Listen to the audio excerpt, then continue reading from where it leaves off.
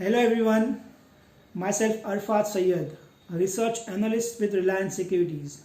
I hope you are all keeping safe and healthy in such a difficult times of pandemic.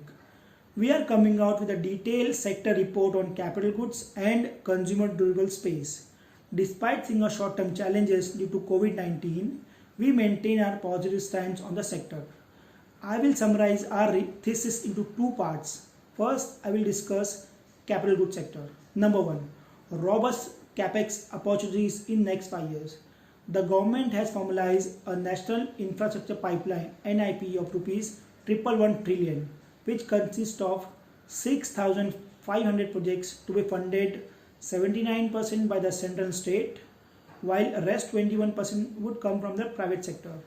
In last 6 years, total investment in infrastructure space stood at 50 trillion rupees. A reading of NIP indicates increase in public spending in the areas of water, metro rail, roads, renewable energy, power T&D, as well as urban infra. The capital goods sector has been witnessing lower order inflow and slowdown in investment cycle in past few quarters, while COVID-led lockdown proved to be double whammy for the sector. With lifting of lockdown and resumption of operation across sectors, the demand set to improve in next few months.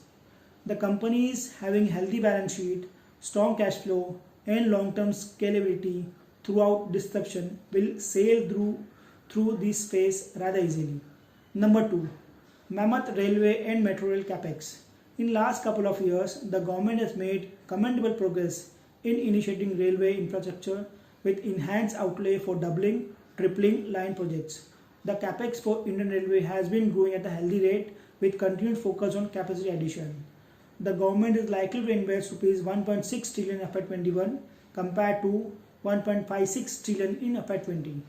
Expansion, upgradation and modernization of existing railway infrastructure are underway. The government planned to add new lines, gauge conversion, and doubling, tripling of 3,750 route kilometer in FY21 compared with 3,150 route kilometer in FY20. Metro rail. There is rapid increase in demand for urban mass transit system in India. Several metro rail projects are in the progress to improve intra-city connectivity. Metro rail works, including brownfield expansion, will be carried out in more than 20 cities in India. Metro rail has become a most viable solution led by increased traffic due to rising population. Currently, India has a 639 km of operational metro lines, while more than 530 km of lines are under construction. Now I will discuss consumer durable space. Impetus growth in the consumer durable sector. The government spending in smart cities project and push for energy generation is likely to provide strong growth for consumer durable space in India. As we believe current slowdown is temporary in nature, we expect revival in second half of FY21. The growth in consumer durable sector is led by favorable demographic, high electricity penetration and rising affordable housing. Under-penetrated AC market in India.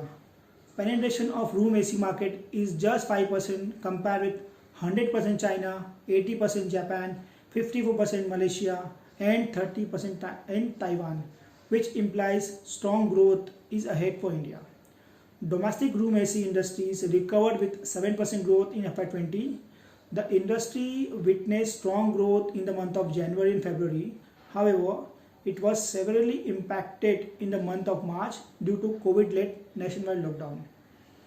Make in India for World. The government of India is now looking at Make for World theme after Atmanirbhar Bharat and Make in India initiative. The major global firms are looking at India as an investment destination, which is likely to see robust FDI inflow in next few years. The government has made a series of economic reforms which have been well accepted by the global investor. FDI in India has grew by 20% in FY20 to $74 billion. Notably, when most global manufacturers are looking at an alternative hub, especially in light of current environment, India is favorably placed amongst the prospective countries. COVID-19 impact. In the light of COVID-19 pandemic, we expect revenue of a cover universe to decline by 10% in FY21, which would rebound strongly with 16% and 10% growth in FY22 and 23 respectively. We expect FY21 to be washout year. We believe FY22 and 23 are more meaningful considering the current COVID-led turmoil. Our top picks are L&T, KEC and Kalpataru Power, and our top sales are Havells and Voltas. Thanks for watching this video.